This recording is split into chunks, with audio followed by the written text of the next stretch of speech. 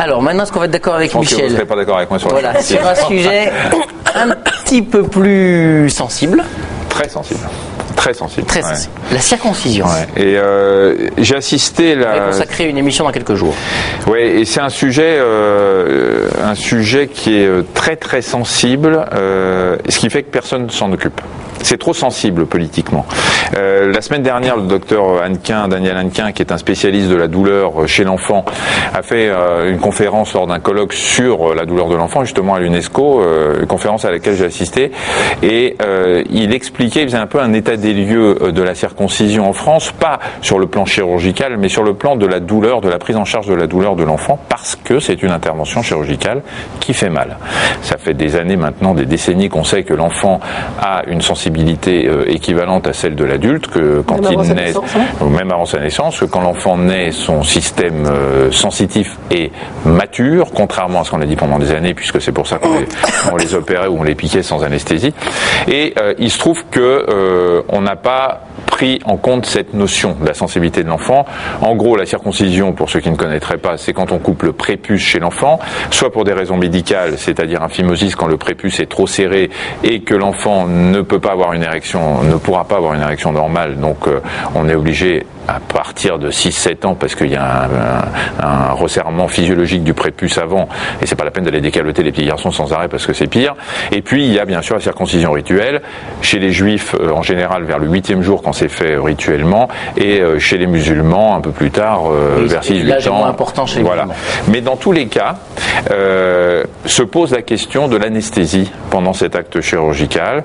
Alors il se trouve que quand l'enfant est circoncis pour des raisons médicales, un phimosis par exemple, c'est fait sous anesthésie générale, même au masque, même très rapide, mais par un chirurgien. En revanche, quand c'est fait par un rabbin au 8e jour, l'anesthésie, elle est plus que légère. On met de la pommade là comme on peut, et ça, Daniel Hannequin a prouvé que c'était pas efficace du tout.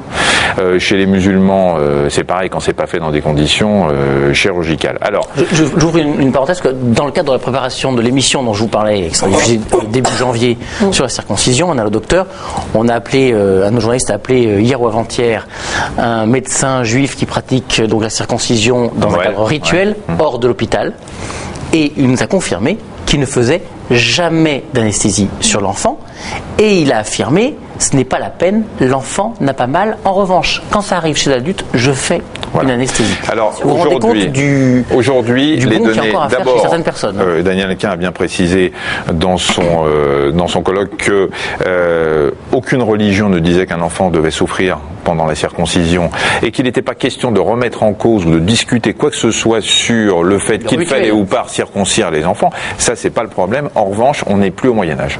Et on n'est plus au Moyen-Âge. On sait aujourd'hui, on a des notions sur la sensibilité de l'enfant qui font que on ne devrait plus aujourd'hui voir d'enfants circoncis, même rituellement, sans aucune anesthésie.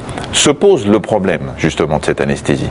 Si vous ne faites pas circoncire votre enfant par un rabbin ou dans des conditions religieuses chez les musulmans, vous allez faire quoi? Vous allez aller dans une clinique pour faire opérer votre enfant par un chirurgien. Ça coûte entre 700 et 800 euros entre l'anesthésiste et l'intervention du chirurgien. 700 à 800 euros qui, bien évidemment, ne devraient pas être remboursés par la sécurité sociale, puisque ça n'est pas un acte médical quand c'est un acte rituel. Or, les gens, ils n'ont pas tous 700 à 800 euros à mettre, donc ils vont aller voir des circonciseurs rituels qui font ça dans des conditions, on l'a dit, qui ne sont pas normales en France aujourd'hui. Alors quoi ?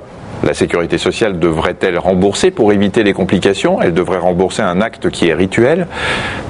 La société doit-elle payer pour un acte religieux concernant certaines religions?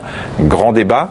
Et le problème, c'est que finalement, ce qui se passe, c'est qu'il y a une fraude à la sécurité sociale que tout le monde connaît, qui est que les chirurgiens qui font des circoncisions, même traditionnelles et même rituelles pour les juifs ou pour les musulmans, font passer ça sous forme d'acte médical en disant que c'est un phimosis. C'est que la France a certainement des records, le record du monde de phimosis. Alors on est dans un débat très très très sensible, parce qu'il faudrait faire une conférence de consensus autour de la circoncision, faire un état des lieux, voir ce qui se fait, avec qui, comment, et faire comprendre très diplomatiquement à tous ceux qui pratiquent les circoncisions qu'aujourd'hui, encore une fois, on n'est plus au Moyen-Âge, et que si on fait ça dans de bonnes conditions médicales, on évite les complications. Il y a des enfants qui meurent encore de circoncision parce qu'il y a une hémorragie, parce qu'il y a une hémophilie, ou qui ont des infections terribles avec des séquelles très importantes dans une partie pour le moins sensible de l'organisme. Mais vous avez l'air, enfin, vous me faites très peur à ce point-là.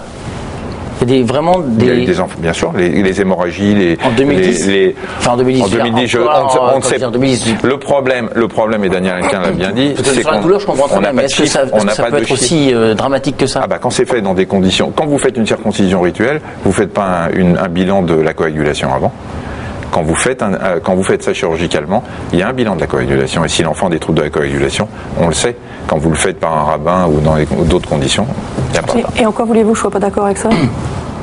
Je sais pas, j'avais envie que vous ne soyez pas d'accord avec moi aujourd'hui, mais qu'est-ce que vous en êtes? Ben non. Michel et Marina sont d'accord sur toute la ligne. C'est une bonne nouvelle, c'est peut-être l'arrivée des fêtes. On vous souhaite à tous de très bonnes fêtes de fin d'année. Christian n'est pas là exceptionnellement aujourd'hui. Il revient, Christian, bien évidemment. Excellente fête surtout, et puis on vous retrouve évidemment l'année prochaine. En 2011. À très bientôt. N'hésitez pas à faire cliquer vos amis jusqu'ici. À bientôt.